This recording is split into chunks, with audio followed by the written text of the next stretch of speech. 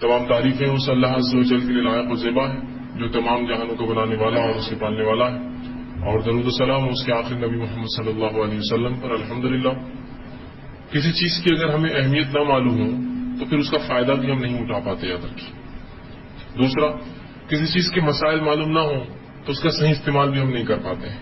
اسی طرح اگر ہم رمضان کی فضائل نہیں جانیں گے تو اس کی اہمیت نہیں جان سکیں گے، اور اس کے مسائل نہیں جانیں گے تو اس کا فائدہ نہیں اٹھا سکیں گے۔ اس لیے کہ وہ شخص جو فضائل جانتا ہے، کسی چیز کی اہمیت جانتا ہے، وہ کافی نہیں ہوتا یاد رکھ جب تک کہ مسائل معلوم نہ ہو۔ اس لیے کہ انسان کو مسائل اس کی عبادت میں پختہ اور مضبوط کرتے ہیں۔ تو وہ مہینہ جو ہم پر آنے والا ہے اس کی کیا اہمیت ہے، اس سے کیا فضائل ہے، اگر فضائل ہم جان لیں، اس کی اہمیت دل میں جاگ جائیں گی، اور یہ مہینہ یقیناً میں سمجھتا ہوں ہر سال کے رمضان کی طرح پھر ہم پر نہیں گزرے گا۔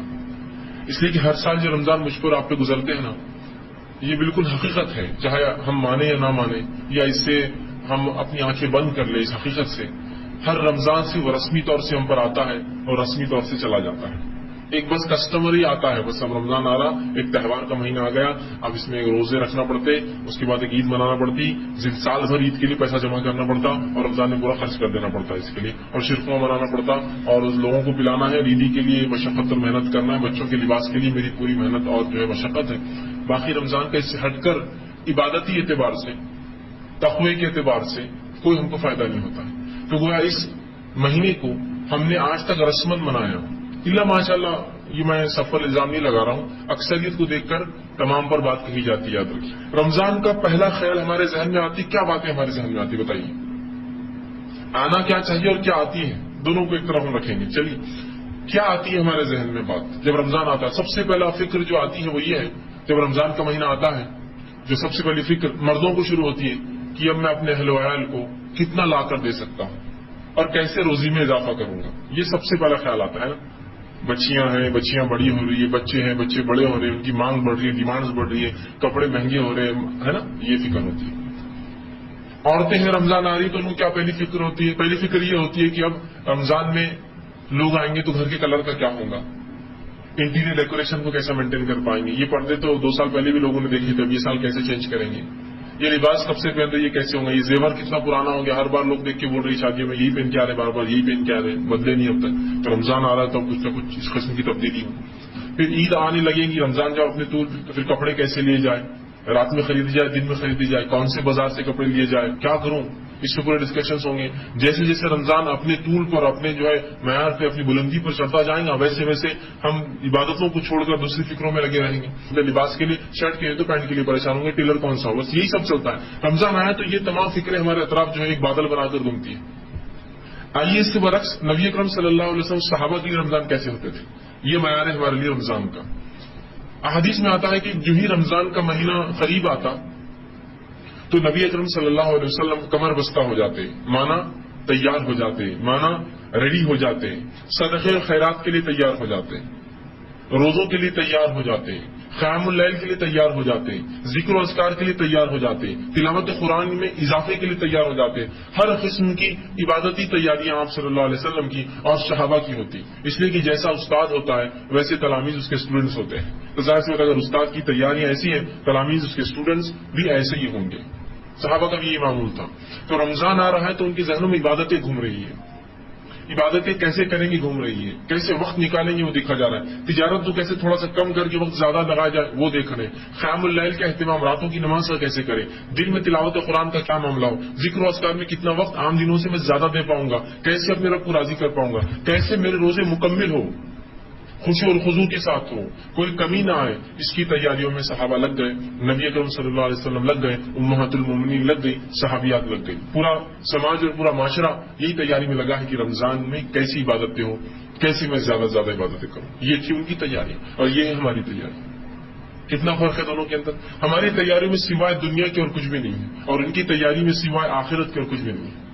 وہ یہ نہیں سوچ رہے کہ اب گھر کو رنگ کیسے دوں، یہ جو چھت ڈالا ہوا چھت کیسے بدلوں، پانی ٹپکتا ہر سال، عموماً چھت کھجور کے پتوں کے ہوتے جس میں پانی بھی گر جاتا تھا بارش کے اندر، اسی طرح جو ہے مسجد کا کیسا حال احوال، یہ بھی ہوتا ہے کہ لوگ 5-5 10 دن مسجدوں کی تیاری میں کر سکتے ہیں، پہلے کر لیجئے رمضان سے، رمضان نہیں ہے تیاریوں کا دن، گھر کو رنگ کر سکتے ہیں رمضان سے پہلے کر لیجئے، رمضان ضروری نہیں، یہ تو عبادت کا موقع ہے نا۔ تو یہ ایک موسم آ رہا ہے ہم پر، ایک بہترین موقع ہمیں مل رہا ہے، ایک زبردست جو ہے ایک مہینہ آ رہا ہے، لیکن اس مہینے کی آمد پر سوائے دنیا کے ہمارے ذہنوں میں کچھ بھی نہیں آ رہا. یاد رکھیے میں افسوس کے ساتھ کہہ رہا ہوں, میرے ذہن میں بھی اور آپ کے ذہن میں بھی کوئی مستثنا نہیں ہے, کوئی ایکسیپشنل نہیں, کوئی اس سے چھوٹ نہیں پا رہا ہے. ایسا کیوں ہوا؟ کیوں رمضان کی وہ حقیقت ہم نے نہیں جانی, وہ اہمیت نہیں جانی جو اس کی اصل تھی, اصل ہے؟ اور کیوں ہمارے ذہن میں تمام کی تمام صرف دنیا بھر کی آخرت چھوڑ کر اس مہینے کو آخرت کی نجات کا مہینہ بنا لوں؟ یہ ذہن میں نہیں آتا. ہمارے ساتھ اس مہینے کو خوب کھانے پینے کا مہینہ بنا لوں, خوب تیاریاں ہو رہی, خوب منایا جا رہا ہے, روز خوب کھایا جا رہا ہے, بازار سجے صرف کھانے اور پینوں سے اور لباس سے. جبکہ ہونا ہی چاہیے کہ رمضان آتے لوگوں کو اندازہ ہو جائے, قوموں کو اندازہ ہو جائے کہ مسلمان عبادت کی تیاری میں ہے. اب تم کو دنیا میں نہیں ملیں گے یہ, اب بازاروں میں نہیں ملیں گے تم کو یہ, اب ان کا معاملہ الگ ہو گیا. اب یہ کم از کم ایک مہینہ بہت زیادہ عبادت میں رہیں, اور وہ عبادت رسمی نہیں ہوں گی ان کی. جب یہ ایک مہینہ عبادت کریں گے اس کا اثر سال بھر پاؤں گے تم ان کے اوپر. اللہ رب العزت نے رمضان کا مقصد بیان کیا سورہ بقرہ سورہ نمبر 2 آیت نمبر 183 میں, جو کہ رمضان کے اندر روزے چکے رکھتے تو روزے کا مقصد بیان کر فرمایا یا ایھا الذین آمنوا کتب علیکم الصیام کما کتب علی الذین من قبلکم لعلکم تتقون. اے وہ لوگوں جو ایمان لائے ہو, روزے تم پر فرض کیے گئے جس طرح تم سے پہلی کی امتوں پر فرض کیے گئے تھے, تاکہ تم اللہ کا تقویٰ, اللہ کا ڈر, اللہ کا پاس و لحاظ اختیار کرو. کیا مقصد ہے روزوں کا رمضان کا؟ سن لیجیے.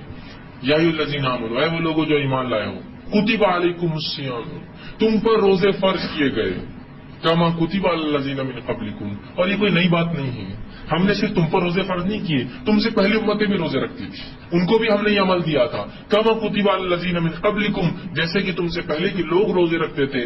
لعلکم تتقون, اس کا مقصد یہ تھا کہ تم اللہ کا ڈر اختیار کرو, پاس و لحاظ اختیار کرو, تقویٰ اختیار کرو. تقویٰ روزے کا مقصد ہے, تقویٰ رمضان کا مقصد ہے, تقویٰ روزے کا پیغام ہے, تقویٰ رمضان کا پیغام ہے. اللہ رب العزت نے بار بار اس پیغام کو قرآن میں دہرایا, یا ایھا الذین آمنوا اتقوا اللہ, اے وہ لوگوں جو ایمان لائے اللہ کا ڈر تقویٰ اختیار کرو, اور بار بار اس جملے کو دہرایا. تو اللہ کا تقویٰ سمجھیے, اس بات کی بڑی اہمیت ہے. آپ کہیں گے اتنا سا مقصد, عظیم مقصد ہے یہ. اللہ کا ڈر جب انسان میں آ جاتا ہے تو حرام اور حلال کی تمیز کرنے لگتا ہے, دین اور شریعت اور جو دنیا کے اندر وہ فرق کرنے لگتا ہے, دنیا پہ آخرت کو ترجیح دینے لگتا ہے, حرام حلال کی تمیز کرتا ہے, دھوکے بازی, جھوٹ اور تمام وہ خصلتیں رذیلہ جس کو کہتے ہیں, بری خصلتیں, ان سے احتیاط کرتا ہے. اور وہ خصلتیں جن کو حسن قلوب کہتے ہیں, اچھی اخلاق, اچھی باتیں, اچھی خصلتیں, اچھی عادتیں اپنے نفس میں پیدا کرتا ہے.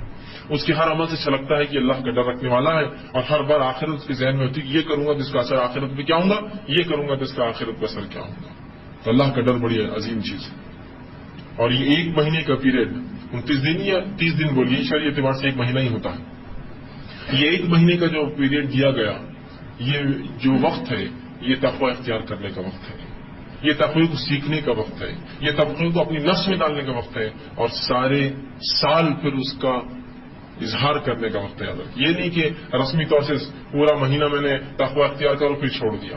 اندازہ لگائی جو انسان ایک مہینہ تقویٰ اختیار کر سکتا ہے, ایسا کیا ہو گیا ایک مہینے بعد جو اس نے اچانک تقویٰ کو اتنا زبردست انداز سے چھوڑا, سوائے اس کے کہ اس نے اس کو اہمیت نہیں دی ہوں گی, رسمی طور سے یہ کام کیا ہوگا. جو شخص ایک مہینے تک 5 وقت کی نمازیں پڑھتا ہے, ایسا کیا ہوا اس سے 31ویں دن یا 30ویں دن روزہ مطلب رمضان ختم ہونے کے بعد, مہینہ ختم ہونے کے بعد, کہ اس کی زندگی کی کایا پلٹ گئی اور وہ ایک بھی نمازیں نہیں پڑھتا, سوائے اس کے کہ جو مہینہ گزرا اس نے اس کو بغیر تقوی کے گزارا, بغیر اس کے رسمی دکھاوے کے لیے سب کام کیا. 30 دن ٹریننگ کے بعد بھی اگر کوئی ایسا کرے تو عجیب بات ہے نا, وہ چیز پیدا نہیں ہو سکی ہم میں, اس لیے کہ وہ تقویٰ غائب ہے ہماری زندگی میں سے. وہ جب نہیں ہوتا ہے تو رسمی ہوتی ہے چیزیں. تو جو تقویٰ ہم رمضان میں اختیار کرتے ہیں نا وہ رسمی ہے. اگر وہ حقیقی تھا تو اس کا اثر زندگی بھر چھلکتا, سال بھر تو چھلکتا ہی, زندگی بھر چھلکتا, اور اگلے سال تک جو کوتاہیاں ہوتی پھر وہ رمضان آپ کو فریش کر دیتا, ریفریش کر دیتا, آپ کی اصلاح کر دیتا اور ایک بہترین انسان بنا دیتا.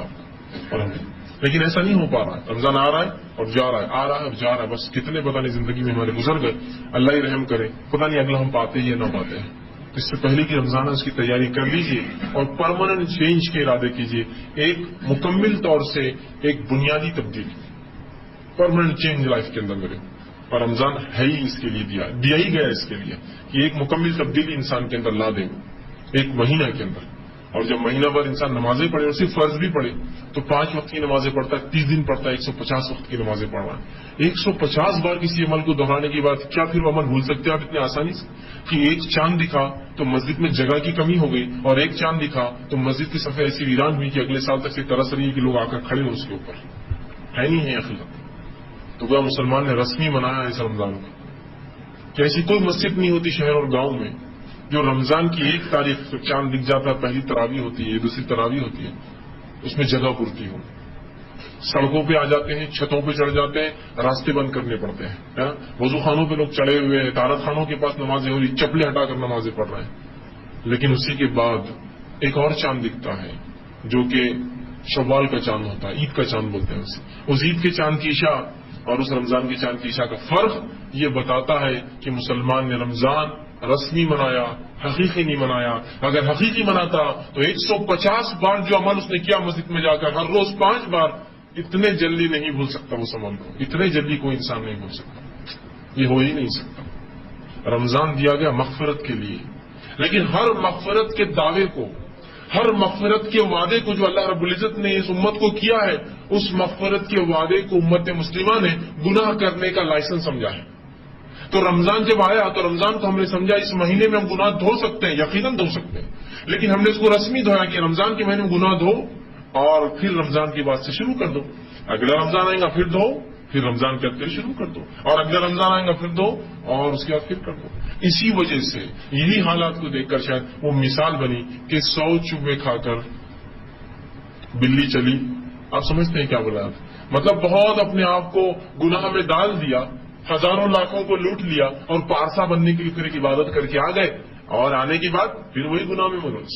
تو ہر اللہ کے وعدے کو مغفرت کے ہم نے گناہ کا لائسنس سمجھا ہوا ہے۔ ارے اس کا مطلب تمہارے گناہ معاف ہو گئے، ماشاءاللہ، آج کر کے آ جاؤ، پھر اب کرو نا نئے گناہ۔ پھر اچھا، اس کا مطلب یہ؟ اور مولوی صاحب نے بولا پچھلے پورے معاف ہو گئے، مطلب آپ تم کر سکتے ہو؟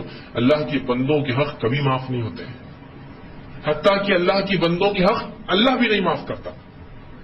تو میرے کو ان سے معافی مانگنا پڑیں گی ذاتی طور سے، اور وہ چیز دینا، وہ وعدے پورے کرنا پڑیں گے جو کیے تھے۔ تو رمضان پھر مغفرت کا ایک مہینہ آ رہا ہے، لیکن اس مغفرت کو پھر ہم نے سمجھا یہ گناہ کرنے کا لائسنس ہے، گناہ کرنے کے لیے وجہ ہے رمضان۔